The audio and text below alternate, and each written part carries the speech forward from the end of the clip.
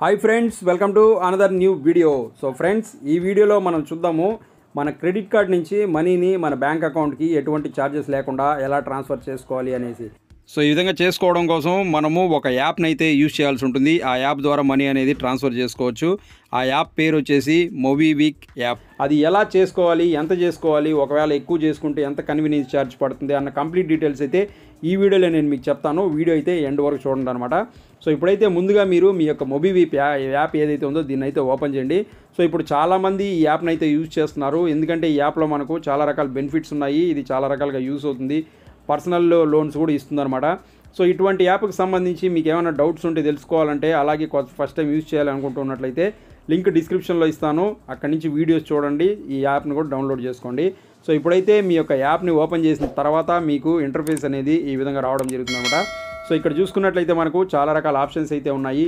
UPI transfer ఉంది, recharge bill payments ఉంది, credit card payments ఉంది. సో ఇక్కడ చూసుకున్నట్లయితే లాస్ట్లో మనకు వ్యాలెట్ టు బ్యాంక్ అన్న ఆప్షన్ అయితే మనకి ఇక్కడ కనిపిస్తుంది అనమాట. సో ఈ ఆప్షన్ని మనం ఓకే చేద్దాము. సో ఇది ఓపెన్ చేసినట్లయితే మనకు transfer money from credit card to bank account, use this money anywhere. So మనకి ఈ విధంగా అయితే ఆప్షన్ ఇక్కడ రావడం జరిగింది. సో ఇక్కడ కింద చూసుకున్నట్లయితే ఇక్కడ మనకు ఒక హెడ్డింగ్ కూడా పెట్టారు వీళ్ళు, MobiKwik charges lowest convenience fees and offer highest limits అనేసి ఇచ్చారనమాట. సో ఇక్కడ మన కింద చూసుకున్నట్లయితే ట్రాన్స్ఫర్ నౌ అన్న ఆప్షన్ ఉంది. దీన్ని అయితే ఓకే చేద్దాము. సో ఇక్కడ మీరు ఓపెన్ చేసినట్లయితే ఇంటర్ఫేస్ మనకు ఈ విధంగా రావడం జరుగుతుంది. అంటే మనము మన క్రెడిట్ కార్డ్ నుంచి మనీని మన అకౌంట్కి ట్రాన్స్ఫర్ చేసుకోవాలనుకుంటున్నాం కదా, మనం ఏ అకౌంట్కి అయితే ట్రాన్స్ఫర్ చేయాలి అనుకుంటున్నామో ఆ అకౌంట్కి సంబంధించిన డీటెయిల్స్ అనేటివి మనం ఇక్కడ ఇవ్వాల్సి ఉంటుంది. సో ఇక్కడ చూసుకున్నట్లయితే అకౌంట్ డీటెయిల్స్ ఇక్కడ ఇవ్వాల్సి ఉంటుంది అనమాట. ఫస్ట్ బెనిఫిషనరీ నేమ్, మీరు ఎవరికైతే మనీ పంపించాలనుకుంటున్నారో వాళ్ళ నేము, నెక్స్ట్ వచ్చేసి ఇక్కడ అకౌంట్ నెంబరు, అలాగే ఇక్కడ చూసుకున్నట్లయితే ఐఎఫ్ఎస్సి కోడ్, ఈ మూడు మీరు ఫిలప్ చేయాల్సి ఉంటుంది అనమాట. ఫస్ట్ మీ యొక్క బ్యాంక్ అకౌంట్కి మనీ ట్రాన్స్ఫర్ చేయాలి అనుకుంటున్నట్లయితే. నెక్స్ట్ ఇంకోటి చూసుకున్నట్లయితే యూపీఐ ఐడి అని కొత్త ఆప్షన్ అయితే రావడం జరిగింది.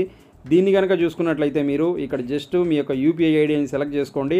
ఇక్కడ మీ యూపీఐ ఐడి ఏదైతే ఉందో దాన్ని ఇక్కడైతే ఫిలప్ చేయండి అనమాట. ఇది మీకు ఫోన్పే, గూగుల్ పే ఏదైనా కావచ్చు, ఆ యూపీఐ ఐడి అయితే ఇక్కడ ఇచ్చేసేయండి అనమాట. సో అలాగే ఇంకా మీరు కనుక ఆల్రెడీ ముందు నుంచి ఇక్కడ నుంచి బ్యాంక్ అకౌంట్ అనేది లింక్ చేసి పెట్టున్నట్లయితే మీకు ఈ విధంగా బ్యాంక్ అకౌంట్ అనేది ఇక్కడ ఆల్రెడీ మీకు ఎన్ని బ్యాంక్ అకౌంట్లు అయితే ఉన్నాయో అవన్నీ ఇక్కడ మీకు పైన చూపిస్తుంది అనమాట. మీరు ఆల్రెడీ ఉన్నటువంటి బ్యాంక్ అకౌంట్కి పంపించాలనుకుంటే, లింక్ అయిన అకౌంట్కి పంపించాలంటే పంపించండి, లేదా కింద కొత్త అకౌంట్ యాడ్ చేసుకోవాలంటే చేసుకోండి, లేదా యూపీఐ ఐడి యాడ్ చేయాలంటే చేసుకోండి. దీని తర్వాత మీరు ఇది యాడ్ చేసిన తర్వాత కంటిన్యూ అన్న ఆప్షన్ అయితే ఉంది, దాన్ని ఓకే చేయండి. సో ఇక్కడ చూసుకున్నట్లయితే నేను ఆల్రెడీ ఒక అకౌంట్ నెంబర్ ఇచ్చున్నాను, దాన్ని అయితే ఓకే చేస్తున్నాను. సో ఇప్పుడు మనం ఇక్కడ మన మనీ అయితే ఎవరికి పంపించాలనుకుంటున్నాం వాళ్ళ డీటెయిల్స్ అయితే వచ్చాయి. సో ముందుగా మీరు ఇక్కడ నుంచి ఎంత మనీ పంపించాలి అనేసి అనుకుంటున్నారో దాన్ని అయితే ఎంటర్ చేయండి. సో ఫస్ట్ మనము ఒక 1000 రూపీస్ అయితే ఎంటర్ చేసి చూద్దాము. సో 1000 రూపీస్ అయితే ఎంటర్ చేశాను నేను ఇప్పుడు. సో ఇక్కడ చూసుకున్నట్లయితే మనకు convenience fees will be shown on next step. మనకి ఏదైనా కన్వీనియన్స్ ఫీజ్ ఛార్జ్ పడేట్టుగా ఉంటే అది నెక్స్ట్ స్టెప్లో చూపిస్తుంది అనేసి అయితే ఉందన్నమాట. సో ఇప్పుడు దీన్ని ఓకే చేద్దాం 1000 రూపీస్ని.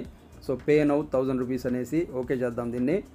సో ఇది ఓకే చేసిన తర్వాత మనం నెక్స్ట్ స్టెప్కి అయితే వెళ్తాము. సో ఇక్కడ నుంచి మనీ అనేది ట్రాన్స్ఫర్ చేయడానికి ఆప్షన్ అయితే రావడం జరుగుతుంది అనమాట. సో ఇక్కడ చూసుకున్నట్లయితే మనకు మన డెబిట్ కార్డ్స్ ఏవైతే ఉన్నాయో అవన్నీ ఇక్కడైతే చూపిస్తుంది. ఇవన్నీ డెబిట్ కార్డ్స్ అనమాట. దీని ద్వారా మీరు మనీ ట్రాన్స్ఫర్ చేయాలంటే చేయొచ్చు. అలాగే కింద చూసుకున్నట్లయితే మన క్రెడిట్ కార్డ్స్ ఏవైతే ఉన్నాయో అవన్నీ ఇక్కడ మనకు చూపిస్తున్నాయి అనమాట. సో ఇవన్నీ క్రెడిట్ కార్డ్స్ అనమాట. ఇక్కడ మనకు చూసుకున్నట్లయితే ఎక్కడ కూడా మనకు ఎటువంటి ఛార్జెస్ అనేటిది చూపించడం లేదనమాట. ఇక్కడ చూసుకున్నట్లయితే ఎక్కడ మనకు ఎక్స్ట్రా ఛార్జెస్ అనేటివి లేవు. అంటే 1000 రూపీస్కి మీకు ఏ ఛార్జెస్ పడడం లేదు. సో ఇప్పుడు మనము కొంచెం అమౌంట్ అనేది ఇక్కడ పెంచి చూద్దాము. ఇక్కడ మనము 1000 రూపీస్ పెట్టాము ఇంతకుముందు.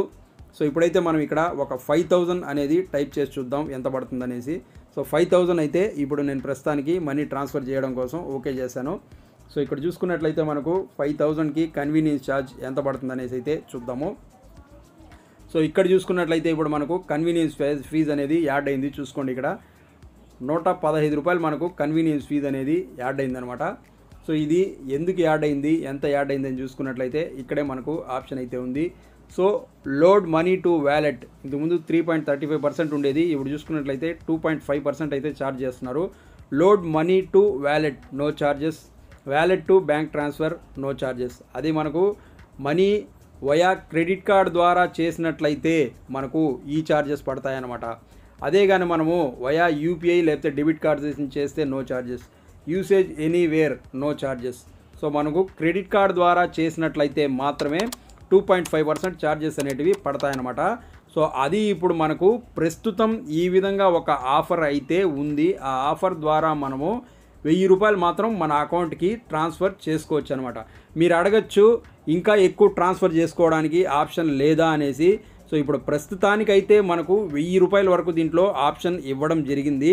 ఇంకా ఎక్కువ ట్రాన్స్ఫర్ చేసుకోవడం కోసం ఆప్షన్ అనేది వస్తుంది. ఇప్పుడు ప్రస్తుతానికైతే మనకు 1000 రూపాయలకు ఉందన్నమాట. ఇంకా ఎక్స్ట్రా చేసుకునేట్టుగా చేసుకోవచ్చు. కన్వీనియన్స్ ఫీజు ఎంత పడుతుంది అనేసి మీకైతే నేను చూపించాను. సో ఇప్పుడు ఆ 1000 రూపీస్ ఏదైతే ఉందో దాన్ని మనం ఇక్కడి నుంచి ట్రాన్స్ఫర్ చేద్దాము. సో ఇక్కడ నుంచి మీకు ఉన్నటువంటి క్రెడిట్ కార్డ్స్ ఏవైతే ఉన్నాయో దాన్ని చూసుకోండి. ఇందులో నుంచి మీరు ఏ కార్డ్ నుంచి యూజ్ చేసి మనీ ట్రాన్స్ఫర్ చేయాలనుకుంటున్నారో చేసుకోండి. కొత్త క్రెడిట్ కార్డ్ యాడ్ చేయాలని కూడా కింద నుంచి చేసుకోవచ్చు. సో ఇప్పుడు ఆల్రెడీ మీరు ఇక్కడ నుంచి క్రెడిట్ కార్డ్ లింక్ చేసి పెట్టారు కాబట్టి ఆ క్రెడిట్ కార్డ్ని అయితే ఓకే చేసుకోండి. ఇప్పుడైతే మనం బ్యాంక్ అకౌంట్ని సెలెక్ట్ చేసుకున్నాము. సెలెక్ట్ చేసుకున్న తర్వాత ఇప్పుడైతే ఓకే చేసాము. సో ఇప్పుడు మనకు ఓటీపీ అనేది రావడం జరిగింది. సో మనకు వచ్చినటువంటి ఓటీపీ ఏదైతే ఉందో దాన్ని ఇప్పుడు ఓకే చేసాము. సో సబ్మిట్ పైన ఓకే చేద్దాం ఇప్పుడు. సో ఇప్పుడు మనకు మెసేజ్ అనేది రావడం జరిగింది. మన అమౌంట్ ఏదైతే ఉందో క్రెడిట్ కార్డ్ నుంచి 900 అంటే ఇక్కడ నాకు వ్యాలెట్లో ఆల్రెడీ అమౌంట్ అయితే ఉండిందనమాట. ఆ అమౌంట్ పోను మిగిలిన 900 ఏదైతే ఉందో అది నా అకౌంట్కి రావడం జరిగిందనమాట. సో ఇక్కడైతే మనకు మెసేజ్ అయితే వచ్చింది. డీటెయిల్స్ కనుక చూసుకున్నట్లయితే ట్రాన్సాక్షన్ ఐడి, ట్రాన్సాక్షన్ డేటు ఇవన్నీ రావడం జరిగింది. సో మన అమౌంట్ 1000 రూపీస్ ఏదైతే ఉందో ఆ 1000 రూపీస్ అనేది మనకు మన బ్యాంక్ అకౌంట్కి వచ్చేసేయడం జరిగిందనమాట. మన బ్యాంక్ అకౌంట్ ఒక్కసారి మీరు చెక్ చేసుకున్నట్లయితే మీ అకౌంట్కి అనేది వచ్చేసేయడం జరుగుతుందనమాట. సో ఈ విధంగా మీరు కూడా చిన్న అమౌంట్ 1000 రూపీస్ అనేది ఎటువంటి ఛార్జెస్ లేకుండా మొబీవిక్ యాప్ అనేది యూజ్ చేసి మీ బ్యాంక్ అకౌంట్కి ట్రాన్స్ఫర్ చేసుకోండి. రానున్న రోజుల్లో ఇంకా కనుక క్రెడిట్ లిమిట్ పెరిగినట్లయితే నేను మళ్ళీ దానిపైన ఒక వీడియో చేస్తాను, మీకైతే యూస్ అవుతుంది. సో అది ఫ్రెండ్స్, చూసారు కదా. ఈ వీడియో మీకు నచ్చినట్లయితే లైక్ చేసి ఛానల్ సబ్స్క్రైబ్ చేసుకోండి. మరో మంచి వీడియోతో మీ ముందుకు మళ్ళీ వస్తాను. Thanks for watching this video. Thank you very much.